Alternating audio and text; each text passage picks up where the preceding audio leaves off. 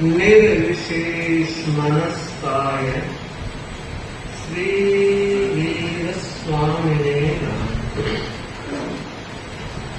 अनंत आस्था के निकेतन भगवान महावीर के चरणों में वंदना। अनंत शक्ति के स्रोत महाप्राण पूज्य गुरुदेव के चरणों में वंदना। समागत दिल्ली सभा के अध्यक्ष समेत अन्य सभी पदाधिकारीगण, महासभा के उपाध्यक्ष जो हमारे यहाँ रोज भी आ रहे हैं, बड़ी बात है। अखिल भारतीय महिला मंडल के उपाध्यक्ष सुमन जी नाटा, सभी श्रावक सारिका समाज। मैं बहनों के बैठने की स्थिति को देख रही हूँ, यूं फिट होके बैठी हैं, शायद घुटना भी नहीं रहा। भाई लोग खुले खुले बैठे हैं, थोड़ा भाइयों को भी ध्यान देना है ताकि दूसरों को और मौका मिल सके। आज का हमारा सामायिक दिवस का क्रम है।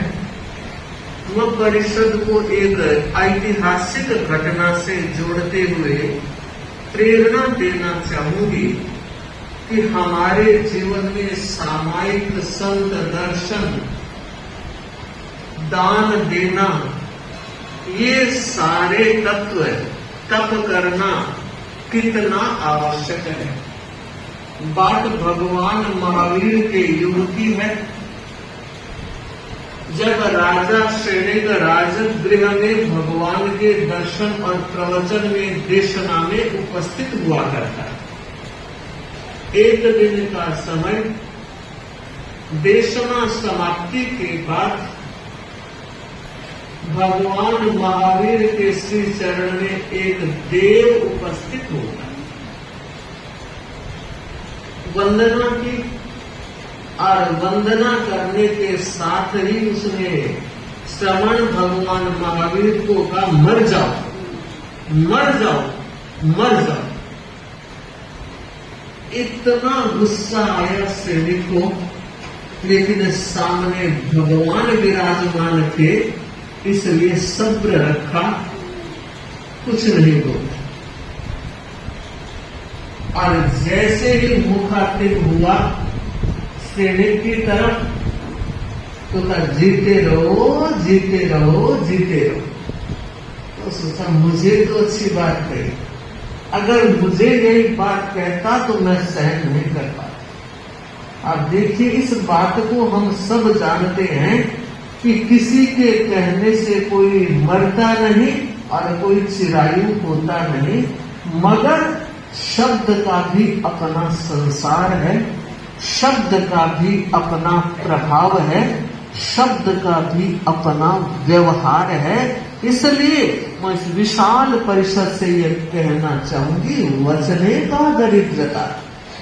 वचन तो मधुर ही होना चाहिए। कटु वचन, अप्रिय वचन किसी को अच्छे नहीं लगते।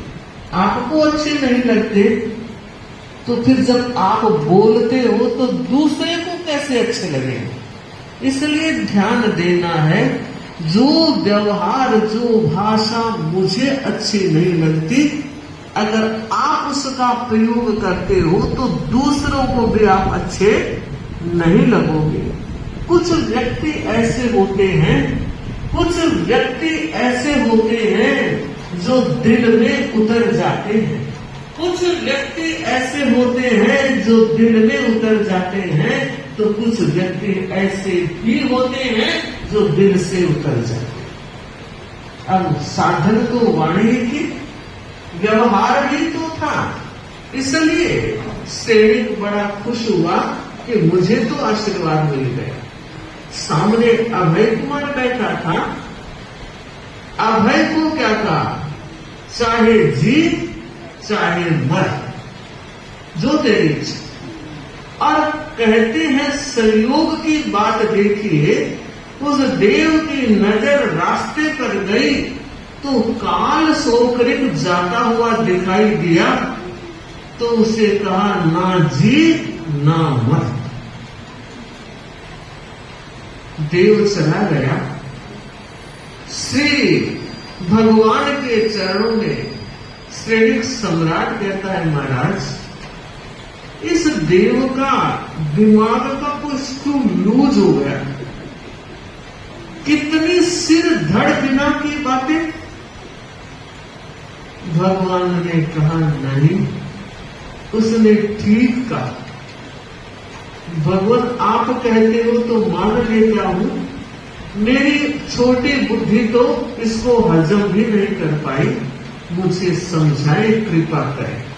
और मैं आप सबसे भी कहना चाहूंगी, विनय हमारी परंपरा है।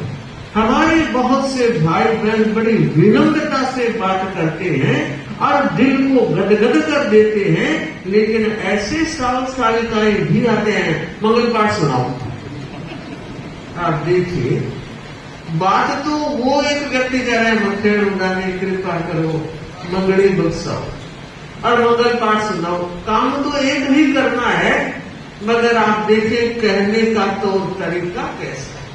इसलिए मैं कहना चाहूंगी कि हमारा हर तौर तरीका इतना शालीन होना चाहिए कि वो व्यक्ति जिंदगी भर याद रखे, यार वो कोई चौमासा हुआ था, वो कोई घर था, वो कोई परिवार था, वो कोई संस्कार थे। भगवान ने कहा, सम्राट मुझे कहा मर जाओ, बहुत ठीक कहा। उसने ये कहा कि अब आप क्या कर रहे हो, अनंत सुख आपके इंतजार कर रहे हैं, अब तो मोक्ष से का वर्णन करो, यहां बैठे क्या कर रहे हो, मर जाओ। अच्छा, और अभय कुमार को कहा, चाहे जी चाहे मर, तेरे दोनों हाथों में लड्डू है। यहां है आनंद का जीवन जी रहा है और आगे स्वर्ग लोक में जाएगा, आनंद ही आनंद है, तो चाहे जी चाहे मर। और काल सौकरी को कहा, ना जी ना मर। जी रहा है तब भी हिंसा में है और मरने के बाद तो जूत पड़ने ही वाले। तो कहा भगवान सबका बता दिया, मेरा भी बता दो कि रहने दे, कठिनाई होगी। और जब किसी बात को ना कही जाती है, मैं कहूं पीछे मत देखना, फर्स्ट से पीछे देख ले। जब भगवान ने नहीं कहा तब पैर पकड़ने बताना। तब भगवान महावीर ने कहा, तुम्हें जो आशीर्वाद दिया जीता रहे, जीता रहे। इसलिए कि मरने के बाद तो नारकी तैयार। ओहो, जब ये बात सुनी और कहा, भगवान आपका भक्त और नारकी में जाएगा कि नहीं, मेरा भक्त कभी नारकी में नहीं जाता, नहीं जा सकता। तो क्या मैं आपका भक्त नहीं हूं? भगवान ने कहा, सम्राट भक्त बाद में बने और आयुष्य कर्म का बंध पहले करे।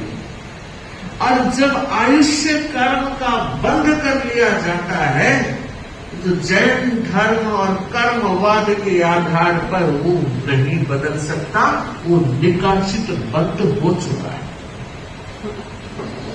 उसने कहा, महाराज ऐसा कौन सा काम कर लिया मैंने जिसमें नारकी का बंध हो गया? तो कहा, तुम्हें याद होगा एक बार तुम शिकार करने गए थे, वहां जंगल में, घने जंगल में एक गर्भवती हिरणी जा रही थी और तुम शिकार के बड़े शौकीन थे, तीर चलाए और वो तीर सीधा हरिणी के पेट में घुसा और उस तीर के पेट में घुसने के साथ तीर वहां से निकला और एक जमीन पर धंस गया। तुमने वहां जाकर देखा, हरिणी तड़पते हुए प्राण त्याग कर रही थी और वो गर्भवती थी, बच्चा भी तड़प रहा था। और तुमने जैसे ही तीर निकाला तो जमीन से एक मेंढक निकलकर ऊपर आया, वो भी तड़प रहा।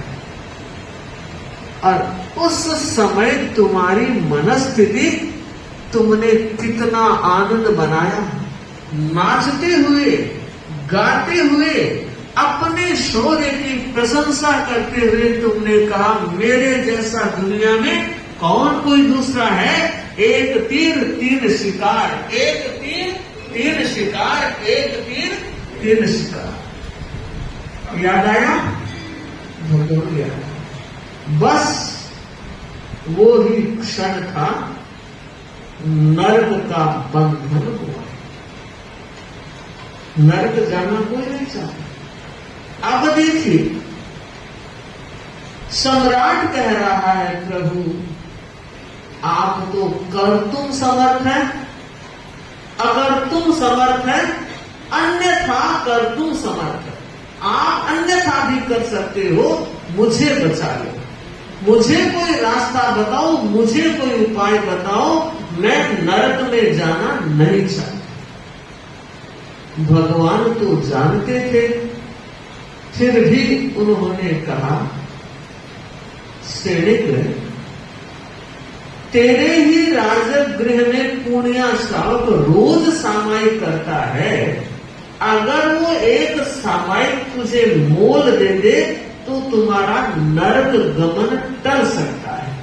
अब मैं सारी परिषद से कहना चाहूंगी कि आज की इस कथा और घटना से एक प्रेरणा लें कि जीवन भर जब तक सांस रहेगी, शरीर स्वस्थ रहेगा, एक सामायिक प्रतिदिन किया करेंगे। 24 घंटे हर दिन के होते हैं, 60 मिनट हर घंटे की होती है, 58 मिनट 58 मिनट्स आप सबको दो, 2 मिनट तो आत्मा के खाते में डालने का प्रयास तो करो। अगर इन्वेस्ट नहीं करोगे, खाते में डालोगे नहीं, तो मुझे बताओ बहनों और भाइयों, निकालोगे क्या? सब खाताधारी हो, खाते में डालते हो तो निकलता है, खाली खाते को कौन पूछेगा? ध्यान देना है, अब फ्यूचर पर ध्यान देना है कि आधी से ज्यादा चल गई है, अब थोड़ी बाकी रही है, कुछ पूंजी अपने लिए भी इकट्ठी कर ले।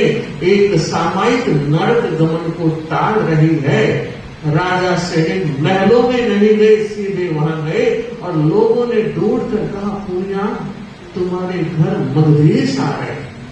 हक्का बक्का हो गया, सामायिक करके उठाई था, डर सा गया, राजा मेरे घर क्यों? अगर आप किसी को कहते गुरुदेव ने याद किया है, ओहो गिद्धि सी बन जाती है। छोड़े गुरुदेव को, बड़े महाराज ने याद किया है। अरे महाराज बता तो दो क्या बात होता है। बड़ों का ये संकोच होना भी चाहिए। तो वो बेचारा डर गया और खड़ा हुआ, बाहर तक आया और कहा जय देश जय नरेश, आपने मेहनत क्यों की, मुझे याद कर लिया होता मैं आ जाता। तो कहा बात कुछ ऐसी थी, आज मैं तुमसे कुछ लेने के लिए आया हूं। तो उसने सोचा मैं राजा को क्या दे सकता हूं, 12 आने की कमाई, घर चलाता हूं, पुणे काट कर घर चलाता हूं, पुण्य श्रावक हूं। कहा आप जो मांगोगे दूंगा, पक्का? एकदम पक्का। तो अभी अभी तो सामायिक करके उन्हें ना एक सामायिक दे दो। उसे विश्वास नहीं हुआ, कानों पर सामायिक मांगी जा रही है। आपने क्या फरमाया कि यह सामायिक मुझे दे दो। तो कहा मुझे तो नहीं मालूम सामायिक दी जाती है क्या? कि हाँ अभी अभी भगवान ने मुझे कहा है कि सामायिक उसके एक खरीद लो। कितना समझदार वाणिया था, आप सब समझदार हैं। किसी को नाराज नहीं किया और कहा राजन जिन्होंने ने भी ये बात कही है वो वहीं चलते हैं और पूछ लेते हैं कि मूल्य कितना होगा।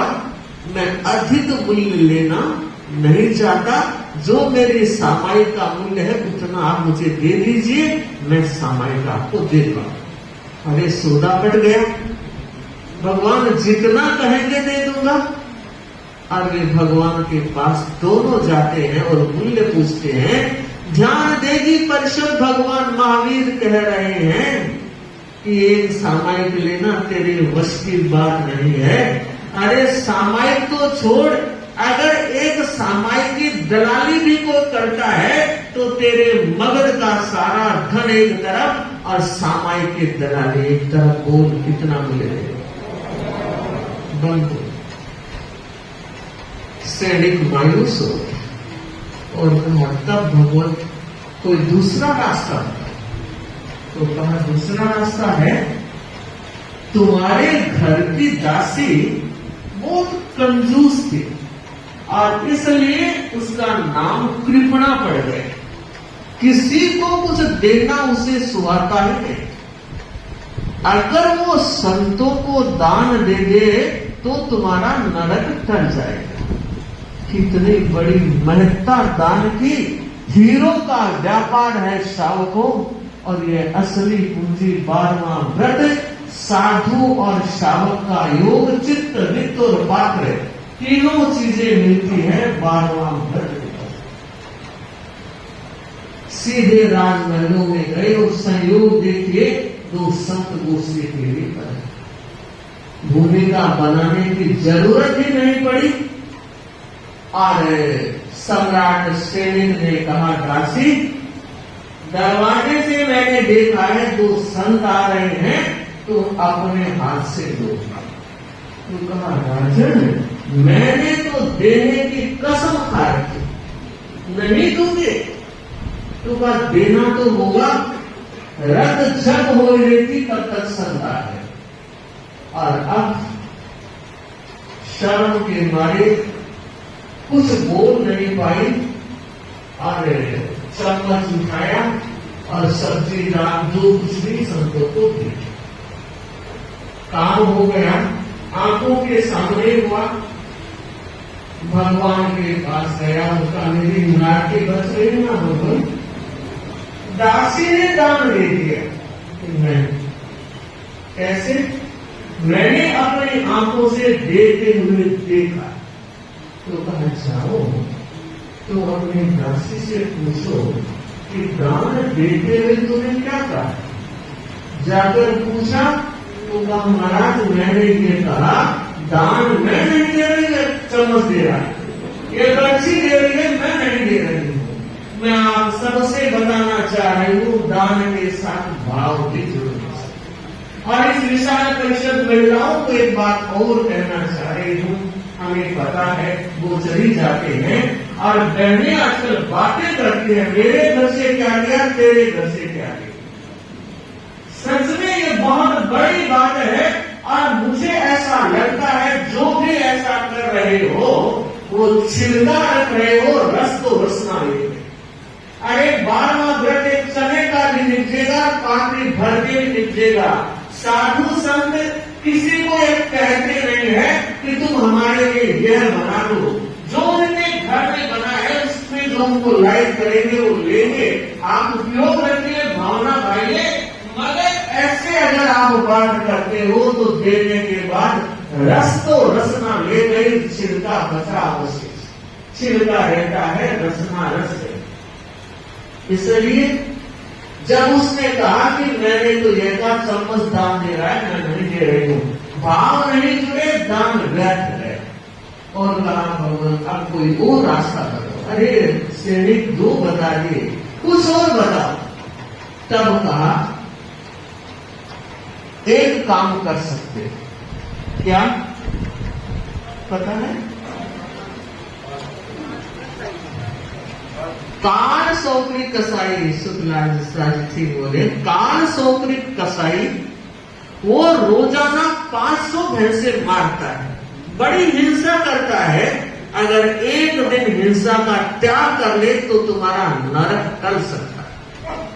और बंधु आदेश जारी किया गया, काल सौकरी को कहा गया एक दिन तुम त्याग कर दो। तो उसने कहा मेरा तो यह त्याग लिया हुआ है 500 भैंसे जब तक पूरे नहीं कर देता हूं, मैं अन्न पानी भी नहीं। कैसी विचित्रता! किस तरह से भारी कर्म जीव उस दुनिया में आते हैं और आत्मा को और भारी बना लेते हैं। मनुष्य जन्म मिलना उनके लिए सार्थक नहीं, निरर्थकता की दिशा में गतिमान कर देते। नहीं माना, अब तब कहते हैं बल प्रयोग हुआ। एक कुएं में, अंधकूप में डाल दिया जिसमें पानी नहीं था और पहरेदारी लगवा दी। 24 घंटे अंदर रहेगा और भैंसे नहीं मारेगा। एक दिन की हिस्सा बच गई। जब बाहर निकला और सैनिक भगवान के पास जाते हैं और कहते हैं भगवान हो गया काम, नहीं हुआ। कैसे? राजा ने सोचा कहीं न कहीं कान सौगरिक ने कोई साठगांठ कर, जो मेरे चौकीदार थे उनको कोई प्रलोभन दे दिया होगा, तभी तो वो भैंसे मार सका, वरना तो हिंसा हो नहीं सकती। ये विचार आते ही भगवान ने कहा किसी दूसरे पर शक शुबा मत करो, तुम जाकर देख सकते हो।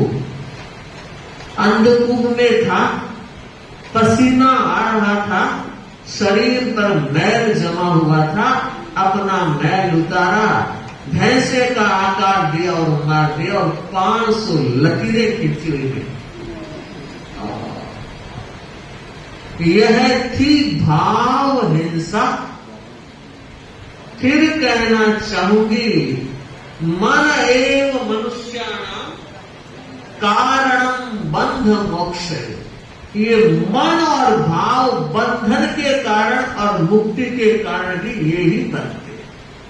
बहनों से एक बात कहना चाहूंगी, आजकल कटिंग जब आप करते हो सब्जियों की, कितना आकार, कितना सजाते हो, कितना कुछ करने के बाद कितनी खुशी मनाते हो, और जो आपके गेस्ट आए हैं वो अगर प्रशंसा न करे तो बार बार कान सुनने को तत्पर रहते हैं, इतना कुछ क्या कुछ बोले थे। सोचो, विचार करो, हम किस संस्कार और किस संस्कृति में जी रहे हैं और हम व्यवहार कैसा कर रहे हैं। फिर ध्यान देना, संभालना स्वयं को, समझना स्वयं को, और मैं कहूंगी बदलना स्वयं। 3 उपाय गए तो कहा भगवान और कोई चौथा उपाय बता। तो कहा तुम्हारी दादी क्यों मुझे जी से ज्यादा प्यारा मानती, एक बार मेरे दर्शन कर ले, तुम्हारा नरक टल जाए।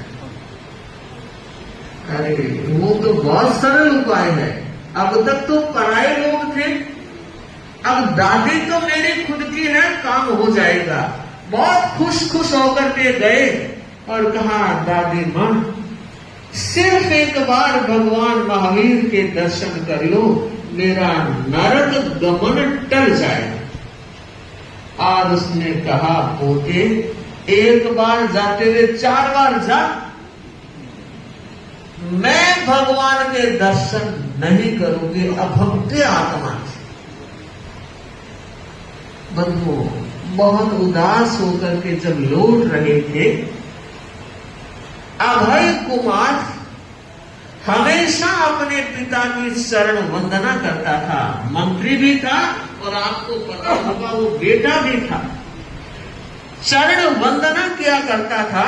आप लोगों को पता होगा, जो कल रात आए थे उन्हें पता है, जो नहीं आए मैं उन्हें कहना चाहूंगी, रात्रि के समय ग्रहों का जो विश्लेषण हो रहा है और रिश्तों के साथ बैठकर हम किस तरह अपने ग्रहों को प्रभावशाली बना सकते हैं, उस दौरान चर्चा में मैंने कहा था, पूरा विश्लेषण था। 2 बात बता देना चाहूंगी। सूर्य ग्रह अगर किसी का कमजोर है और उसका प्रभाव और उसकी निष्पत्ति क्या आती है, जब किसी का सूर्य कमजोर है तो पिता से अनबन रहेगी, पिता से खटपट रहेगी, मतभेद रहेगा, पिता की बात को वो स्वीकार नहीं करेगा, यह सूर्य ग्रह के कमजोर होने की कई निशानियों में एक निशानी है। जो व्यक्ति कुर्सी पर बैठा हुआ अगर पैर हिलाता है तो याद रखिए अपने सूर्य ग्रह को वो कमजोर कर रहा है। तो मैंने बताया था, अगर पिता का सम्मान करना सीख जाओगे, प्रणाम करना सीख जाओगे, उनकी बात को बैठकर सुनने का मन बना लोगे, और ये मन बना लोगे जो पिताश्री ने कहा है मैं करने का लक्ष्य रखूंगा। और मैंने यह भी कहा था, याद होगा, मात्र 45 दिन यह फार्मूला आजमा कर देख लें और आप देखिए आपके जीवन की कठिनाइयों का कितना समाधान है। चंद्र ग्रह कमजोर है, कहीं जाने की और कुंडली दिखाने की जरूरत नहीं। बार बार जो अनेक तरह की कठिनाइयां आ रही है, बस मां का सम्मान करना सीख जाए। सुबह सुबह मां पिता को प्रणाम करके आशीर्वाद ले ले, जिंदगी की कई कठिनाइयां अपने आप निरस्त हो जाएगी। मगध का सम्राट और उसका बेटा पिता के चरणों में प्रणाम करने आया। पिता के उदास चेहरे को देखा, और आप जानते हैं face is the index of mind. चेहरा दर्पण होता है, सूचीपट होता है, भीतर के भाव बिना कहे वो कह देता है। पूछा पिताश्री आज उदास क्यों? सारी बात बताई तो कहा आप निश्चिंत रहिए, ये काम आपका बेटा अभय कर देगा। निश्चित हो गए। और अब देखिए थोड़ी देर के बाद, थोड़ा अंतराल देने के बाद अभय गया तो कहा दादी मां मौसम बहुत सुहावना है, मैंने सोचा है थोड़ी सैर करके आ जाते हैं, घूम फिर के आ जाते हैं, आपका मन हो तो आप भी मेरे साथ चलो। और दादी मां इतनी घुमड़कर, इतनी शौकीन, आधी रात को भी कोई कह दे तो घूमने के लिए तैयार हो जाए। ये हमारी बहनें बैठी है। एक बात बताऊं, सिर दुख है, कमर में दर्द है, पेट ठीक होने सोया पड़ा, और एक फोन आ गया शॉपिंग करने जाना, सब कुछ गायब। 100% तैयार हो जाओगे। क्यों? उस चीज के प्रति आकर्षण, घूमने का आकर्षण था। और कहा अब भाई कब चलना है? मैं तैयार हूं। अगर आप तैयार हो तो बस थोड़ा सा रुको, मैं व्यवस्था कर लेता हूं।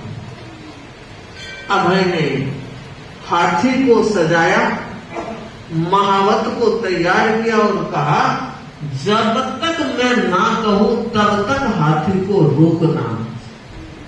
हाथी पर दादी मां को बिठाया और खुद रथ और घोड़े आदि पर बैठकर चले। भगवान तो बाहर ही विराजा करते थे, तुलसी नाम चैत्य में विराजमान थे। नगर को पार करके जंगल में आगे बढ़े। थोड़ी दूर जाने के बाद जैसे ही दादी मां को डाउट हुआ, सामने अशोक वृक्ष दिखाई दे रहा है। अभय एक घर तो डाकिन भी छोड़ा करती है रे,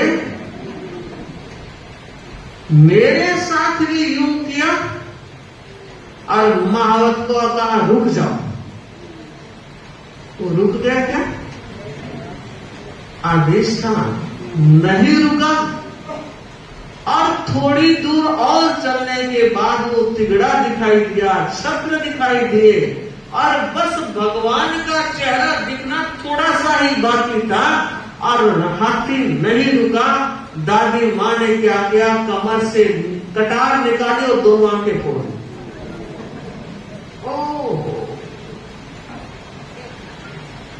हाथ भी जलाए और मोरण भी देखा। बड़ा अफसोस अभय कुमार को हुआ, अरे गजब हो गया, क्या किया जा सकता। जाकर पिताश्री को कहा, पिताश्री मेरा उपाय फेल हो गया। बहुत अच्छे ढंग से मैंने योजना बनाई थी मगर बिगड़ गई, सफल नहीं हुई। और बंधु अब भगवान के पास वो आकर कह रहे हैं, भगवान अब लगता है आप लोग कई बार फरमाते स्वार्थिया संसार, अपना कोई नहीं है। आज सच्चाई का पता लगा। प्रभु मुझे ही बताइए मुझे क्या करना चाहिए, क्योंकि नरक मुझे जाना है और नरक से बचाव भी मुझे अपना करना है। तो अब चारों उपाय फेल हो गए। अब आप कृपा करें, आप जो कहोगे कर लूंगा। 6 महीने खड़े खड़े धूप में सूख जाऊंगा मगर नरक में बचा लूं, नरक नहीं जाऊं। और भगवान महावीर ने कहा, सम्राट एक दिन नौकासी कर लेना, नरक बच जाएगा। ध्यान देगी परिषद तप का कितना बड़ा प्रभाव है। एक नौकासी, शास्त्र बताते हैं 100 वर्ष की कर्म निर्जरा नारके में होती है, उतनी निर्जरा एक नौकासी में होती है। रात के 12 बजे से सूर्योदय के 48 मिनट 50 मिनट का कालमान नौकासी का कालमान है। और मैं प्रेरणा देना चाहूंगी, एक नौकासी तो प्रारंभ करनी ही चाहिए। 24 द बेस्ट। और अगर किसी बंदे से भाई बहन से 24 होती ही नहीं है, तब नाई मामा थे के काना मामा बालो। 3 तो शुरू करो, करते करते 24 तक भी आ जाओगे। शुरुआत ही नहीं होगी तो आगे कैसे बढ़ोगे। बंधु सैनिक संकल्प करके त्याग करके सो जाते हैं कि आज मुझे नौकासी करनी। अब देखिए घटना क्या घटित हो रही है। बागवान आया, आम लेकर आया, पहली फसल, और राजा आम का बड़ा शौकीन। रानी सेलेना ने दरवाजा खोल के आम की टोकरी महलों में रख ली और सुबह उठते आम की सुगंध कोई छुपा कर भी रखेगा। माताएं बच्चों से छुपा ले तब भी बच्चों को पता चलेगा आम है मम्मी, आम दो। और उस सुगंध के साथ ही सैनिक जगे और कहा, रानी आम की महक आ रही है कि पहली खेप आई है। आप विराजमान हो, मैं जाती हूँ। प्लेट, चाकू और 2 आम लेकर आई, साफ कर रही है। और राजा सैनिक ने कहा, रानी इतनी देर कौन प्रतीक्षा करेगा। यूं एक बच्चे की तरह झपट करके एक आम उठाया और पीछा और मुंह के रस 2-3 बूंद ही तक की होगी और जोर से उस आम को फेंका। ये क्या हो? रानी को लगा कोई बिच्छू खा गया था। और राजा ने रोते हुए कहा, रानी गजब हो गया, मैंने नौकासी बच की थी टूट गई। और बंधु अब भगवान के पास आकर रोते हुए कहता है, प्रभु अब कुछ और मत। और भगवान ने कहा, कितना बताऊंगा भाई, 1 2 3 4 5, अब तो सब्र कर। बालक की तरह रो रहा है, मुझे नरक नहीं जाना। और बंधुओं उस समय भगवान महावीर ने सैनिक को सांत्वना देते हुए ये कहा कि सैनिक रो मत। तुमने आयुष्य के बंध के बाद का जो जीवन जिया है वो इतना उजला जीवन जिया है, तुम शायद सम्यक के धनी बन गए हो। और उस नरक से निकलकर तुम आने वाली 24 के पद्मनाभ नाम के पहले तीर्थंकर बनो। और बंधु तब जाकर के सैनिक आश्वस्त हुआ। तो मैं कहना यह चाह रही हूं कि सामायिक दर्शन, दान, तप, ये सारे हमारी आत्मशक्ति को बढ़ाने वाले हैं। इसलिए जरूरत है आप और हम सब इन बातों को जीवन में उतारें। बंधु, जब घर में आत्म ध्यान रहता है, धर्म ध्यान में मन कम लगता है और कई बार नहीं भी लगता।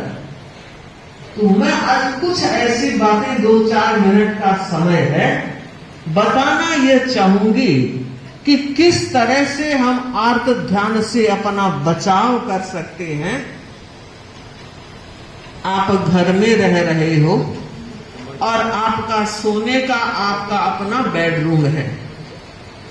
अगर बेडरूम में कोई युद्ध का चित्र है, अगर रोती हुई आकृति का कोई चित्र है, या सुअर, सियार, सांप, गिद्ध, उल्लू, कौवा ऐसे पक्षियों के चित्र अगर लगे हैं तो वो नेगेटिव ऊर्जा आपको अच्छी तरह से सोने नहीं देगी और इसलिए अच्छी तरह से सो नहीं पाओगे तो अगले दिन काम भी अच्छी तरह से नहीं कर पाओगे।